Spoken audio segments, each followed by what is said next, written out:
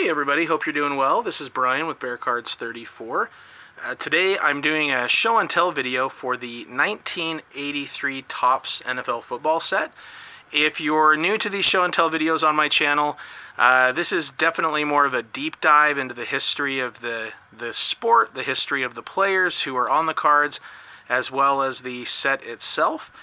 This year, 1983 Topps, was notable for the Marcus Allen rookie card. That was definitely the top rookie for most. For Bears fans like myself, the Jim McMahon rookie and the Mike Singletary rookie are the top two. So those are really the prime rookies from this set. So with this right here, I'm highlighting the Marcus Allen card.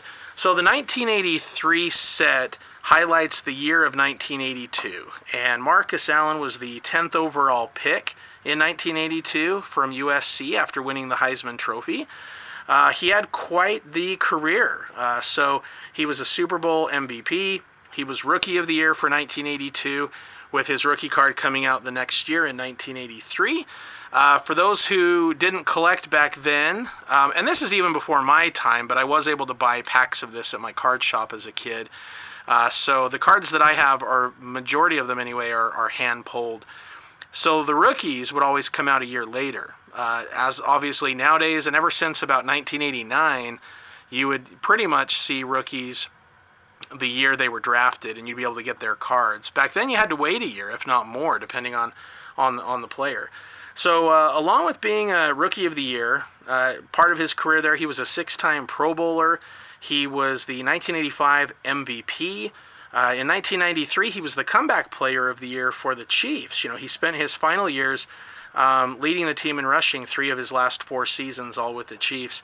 But he was a great player for the Raiders, had over 12,000 rushing yards, 123 touchdowns, over 5,000 receiving yards, almost 600 catches. He's in the College and Pro Football Hall of Fame. Starting in 1987, the Raiders brought in Bo Jackson, who was just amazing, and he split time with Bo. And then when Bo went down with a career-ending injury, the Raiders still seemed to be trying to find other players to kind of take some time away from Allen, surprisingly, including Eric Dickerson and Greg Bell, who was a multi-1,000-yard rusher leading up to that season that he joined the Raiders. But anyway, no doubt about it, Marcus Allen was a Hall of Famer, great player, electrifying. So we'll go ahead and get started now with the rest of the set. As you can see here from this card, this is the typical design. You would get the logo, not the logo, sorry, the name of the team, no logo, which was kind of surprising because this is only the second year that Topps had the ability to not airbrush the logos off of the cards. So you'd think they'd want to take advantage of that, but this second year of that, they did not. So you get the team name up top, you get the name of the player and their position down here, and if they went to the Pro Bowl, that was also designated. And then on the back, you'd get a bio, as well as statistics, and some of the cards have a little blurb about the player as well. So anyway, this is a nice card here, Marcus Allen rookie, and we will go ahead and get started. Just to let you guys know, I did purchase a couple packs. Hopefully they're legit, but honestly, who knows? But hopefully, we're going to give these a try at the end. I'm going to open up 2 packs of 1983 Topps. So we'll save that for a little later on. For those of you who stick around, you know, these are a little more in-depth. The videos are a little bit longer than some of the typical ones. You're not going to see, you know, amazing like auto pulls, number card variations in those. But they can be fun to take a trip down memory lane. So I'll go ahead and start off by showing some of the Hall of Famers from this set while I talk a little bit about the set and the year that this came out. There's Dan Hampton of the Bears, Hall of Famer. So the 1983 Topps football set came out at the time Ronald Reagan was president. The #1 song in the country was Every Breath You Take by the Police. And the #1 movie was Return of the Jedi. With these packs here, along with player cards, there's also 1 sticker per pack. Here's a great picture of Walter Payton. And the back of these, you'll see they when you put them together, they created a puzzle picture. So you're going to get 1 sticker per pack. So to go along with these cards, to mention what we had here, this was, like I said, the 1982 season that was highlighted on these cards. And during that season, there was a strike that lasted 8 weeks. So there were only 9 games played, and that's why you'll see all of the statistics for the players. Even the Pro Bowlers were getting 600-700 total yards. You weren't seeing any of the 1,000-yard seasons because there just weren't enough games. So anyway, there's a good James Lofton card.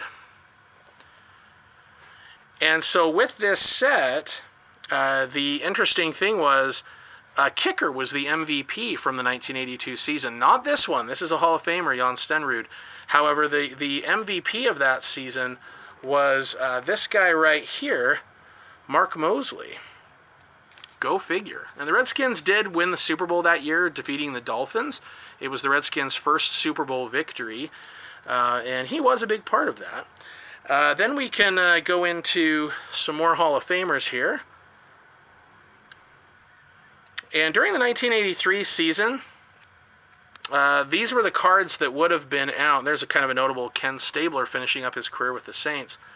These came out the year of the 1983 draft, which was just historic. I mean, obviously, Dan Marino, John Elway, Eric Dickerson, just to name a handful. I mean, there were just some amazingly great players in that season. And, you know, that would be one of the interesting things for back then. We're so used to getting all the top rookies before they've even played one game in the NFL. And for the 1983 season, you had all these amazing future Hall of Fame players, and you couldn't have a card of theirs. You know, you couldn't collect it. So it's definitely changed in that respect now. So for the 1982 season that this highlights, one notable thing for Bears fans was that was the first year of Mike Ditka as the head coach of the Chicago Bears. And it would be a year later, during this year, 1983, when the Bears really started to turn things around. But as far as the 83 season, when these came out, the MVP that year was Joe Theismann. So he had quite a year that year. And I love this card of Ozzie Newsome. I think that's just a fantastic picture. But as you can see, there are a whole bunch of Hall of Famers that you can pick up and collect from this set. It's a relatively cheap set as well. One thing that's kind of interesting from this was that the sets prior to this, and there's a Lawrence Taylor second-year card, love that card. The sets prior to this had been coming out with a total of 528 cards, and Topps cut it down to 396 that year. The set was arranged by teams, and the teams were sorted alphabetically. What was interesting is that because the set was cut down to 396 cards, they continued to use 4 printing sheets, and so as a result of that, there were 132 cards from the set that are double printed. And as we know, especially later in the 80s, but even then, the print count for cards was definitely increasing. And so the fact that, you know, a big chunk of these cards, you know, a third of them were double printed, might impact the value of some of these as well. But this is a very affordable set to get if anyone is interested in completing a set of this. Now, I, funny enough, don't have the complete set. I did purchase the team set of the Seattle Seahawks because I only had one Seahawks card. But other than that, all of these cards were just cards that I pulled as a kid. So I think I have about 80% of the set. So I've got a large chunk, but I don't have them all. Anyway, just to kind of show you now a highlight of a handful of cards here that I picked out to highlight for this time. This is a Danny White sticker card, but I really liked this because of the fact that he was both the quarterback and the punter. So he had been the backup quarterback for Roger Staubach, and he took over and became the starting quarterback. And nicely for the Cowboys, he was their punter as well. So this is a picture of him in action punting. And that is of note just for the fact that that would be nice to save a roster spot in that sense. They had record breaker cards to highlight some of the 92 record breakers. So right here you'll see most games 300 or more yards passing. And it was a different game back then. And obviously Dan Fouts. I think I had mentioned in one of my videos that Dan Marino had really changed the game. And one of the viewers had mentioned, hey, don't forget about Dan Fouts. He really even came before that. And that is true. So, I think it was called Air Coryell with Winslow and John Jefferson and some other greats. So they had quite the thing going there. So here's a Marcus Allen rookie sticker card. And then right here you'll see this is highlights the playoffs from that year. So in the 82 championship game, the Redskins beat up the Cowboys to get to the Super Bowl. And on the other side, we had the AFC championship, Dolphins 14, Jets 0. So how nice would that be, at least getting to the Super Bowl and then drafting Dan Marino the very next year. And there was the Super Bowl right there. John Riggins had quite the game, long into his career and really had a resurgence there. And it's highlighted in this record breaker card right here. Most yards rushing in a Super Bowl game. And it was broken later on, but you'll see 166 yards. Very nice for him. They also had the statistical leaders. So here you'll see the passing leaders, Joe Theismann and Ken Anderson. Followed by the receiving leaders, where we have Dwight Clark and Kellen Winslow. A couple great tight ends there. And then the rushing leaders, you have Hall of Famer Tony Dorsett and a young Freeman McNeil, who had quite a few good years for the Jets. Then the scoring leaders, we had Wendell Tyler for the Rams and rookie Marcus Allen of the Raiders, having quite good years that year. Each set of teams came with a team leader card where you'd highlight one player with a picture, and nicely enough, Walter Payton was chosen, and then they'd give the statistics for the team. Okay, so I'm going to go ahead now and talk about a handful of players. This one right here, Geraldriggs, this is his rookie card, and Geraldriggs had a great career. He was a 3-time Pro Bowler, 2-time All-Pro. In 1985, he had 1,700 yards rushing and 10 touchdowns, and he's the only running back in the 80s that had a 1,000-yard season without a fumble the whole year. Over a 3-year span from 84 to 86, he had over 5,200 rushing yards and receiving yards combined with 32 touchdowns. And in his last year, in 91, he was on the Redskins, and he had 11 rushing touchdowns, and he had less than 80 carries. So he did get a Super Bowl with the Redskins, and he's in the Falcons Ring of Honor. Now here we go. Here's my one of my Jim McMahon rookies. Love that card. It was great to be able to pick up a couple of these in packs when I was a kid. Was very excited about that. He went to BYU.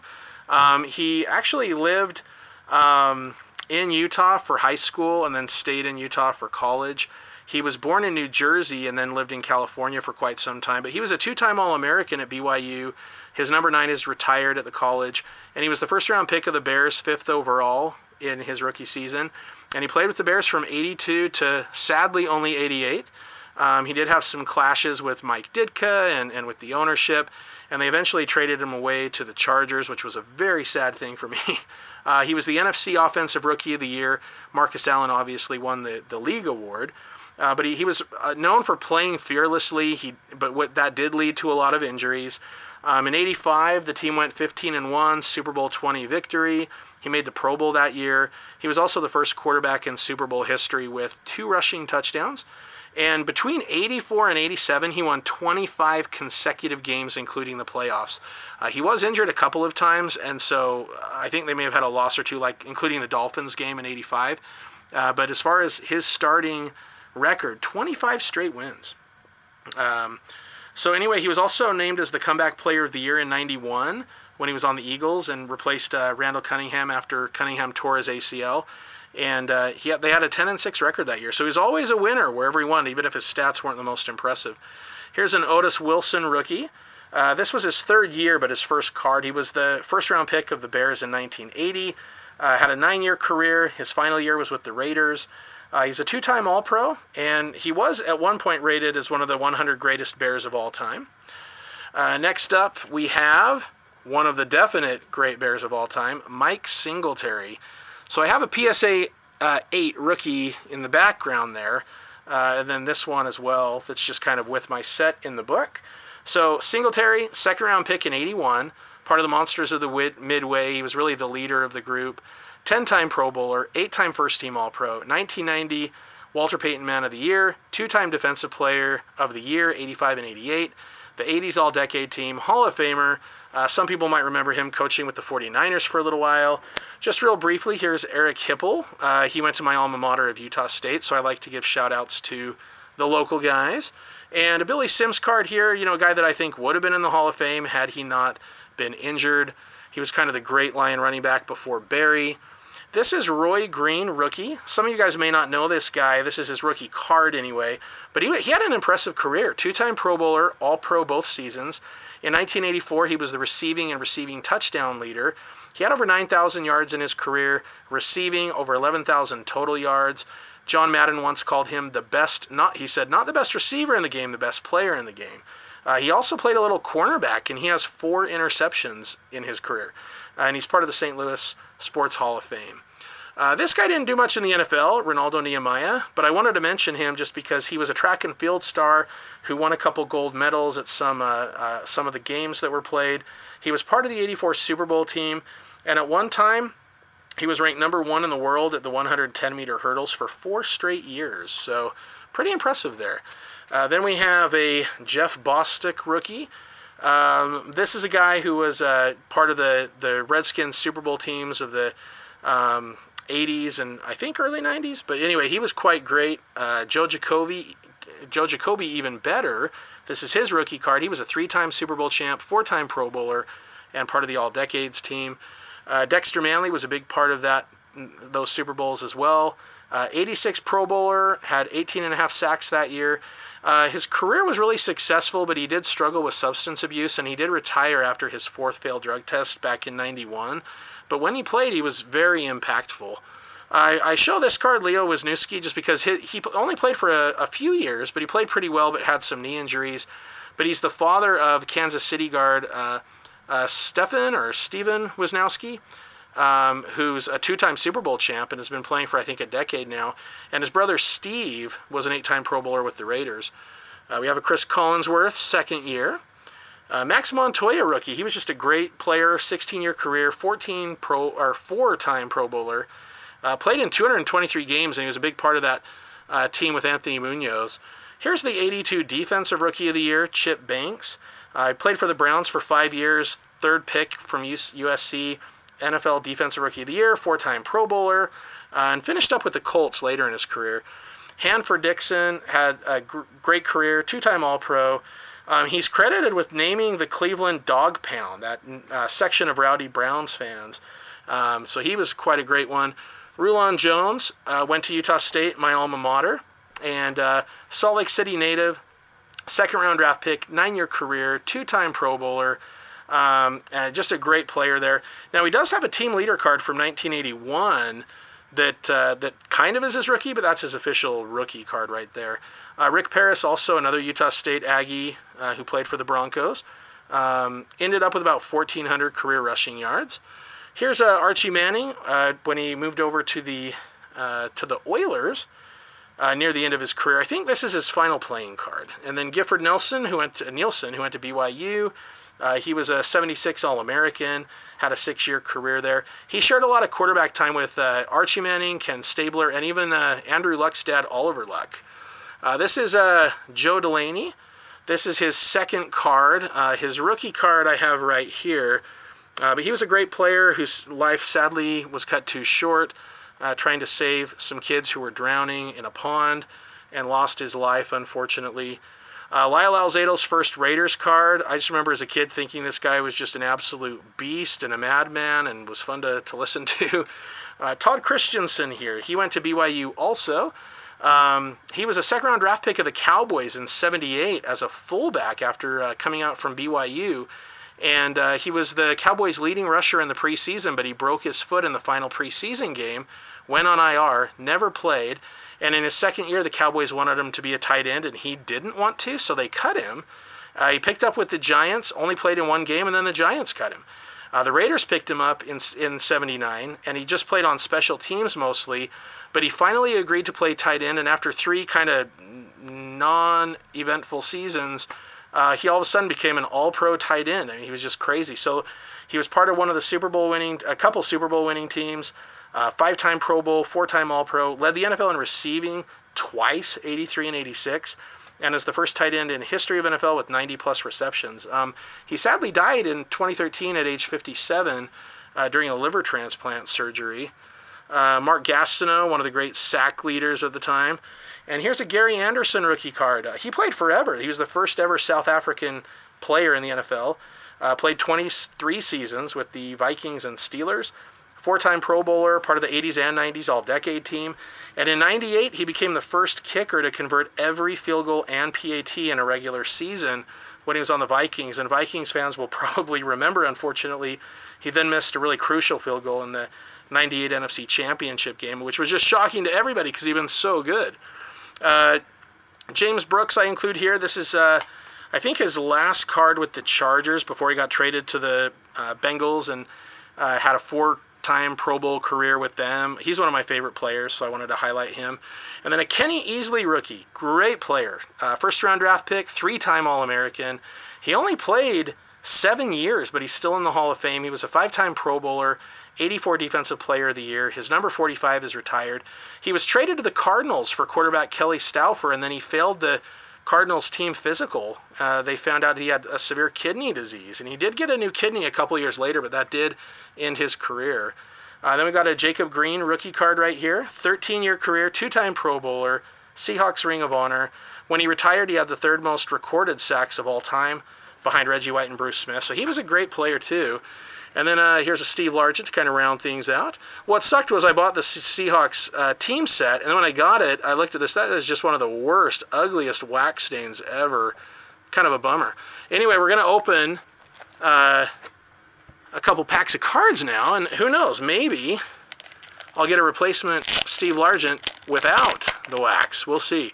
So I'm hoping that these are what they, that these have never been opened. That's my hope. Special All-Pro sticker in every pack, 13 cards. What we can anticipate here, we'll see, I don't know. What we can anticipate here is that the top card will have wax stain, and it does. You can definitely see, so you're going to have 2 damaged cards on here. Oh, and you're going to have some really yummy gum, too. So, all right. So the top card will be damaged with wax, Alvin Hall. And then the back card will have the gum stain. So it seems pretty legit here. These 2 cards, and I don't have this one, unfortunately. Darn. But anyway, seems legit. All right, and here's a card I also don't have, so that's nice. Okay, so we've got Lynn Dickey. We've got the Giants team card. Randy McMillan. Dennis Harrison. Hugh Green. Ken Fantetti. And our sticker card is Nolan Cromwell. We got a Bobby Butler, Jim Zorn, Don Hasselbeck, Tim's father and Matt's father. I don't have that card, so that's good. And I don't have this one either. Mark Van Egan and a Ray Wersching. Okay, one more pack. I'm hoping to pull either a Payton, McMahon, Singletary, Marcus Allen. Any of those good rookies would be just fine with me. A Steve Young or a Joe Montana would also be very nice. Okay, yeah, this one, interesting. So this one is flipped the other way to start, I think. Anyway, so we have a Vernon Dean with a little residue there. And that has a little residue as well. Okay, so as far as the other cards go, we've got a Ron Springs, John Riggins, Dan Fouts, there's a nice card right there. Jerry Robinson. Randy Cross. We've got a Brad Van Pelt for the Giants. Scott Brunner for the Giants. Hey, Matsui. All right. Go Bears. Joe Delaney. Very nice. Another Bobby Butler. Can never have too many Bobby Butlers. That's what I always say. Hey, no kidding. Are you okay? And please, okay, guys, that's just nice, right? I was hoping for it. I called it. That will be an excellent replacement for this piece of junk I mean, that back looks gross, right? Like, I don't even want to look at that. So that was a great way to end. I'll take it. All right. Okay, well, everybody, that'll conclude today's show and tell. I hope you guys enjoyed it. And like I said, I know these aren't the typical things, so I appreciate you if you stick with it. It's a time commitment, it really is. But it's a great way for me to kind of showcase some of these sets and some of the history of the cards. My hope is to kind of help people who might want to get more invested into the history of the game and the hobby and the love for the collection. I mean, investing is great, and kind of seeing the trends and getting all excited about those things is fun. I get it. But it's also kind of nice to step back and just kind of look at the history of the cards and appreciate the players and the product that came from the past. Anyway, hope you guys liked it. If you did, go ahead and click like. Feel free to subscribe if you haven't already. I'll be back with more of these in the future from time to time, and I will talk to you guys later. Thanks so much for watching.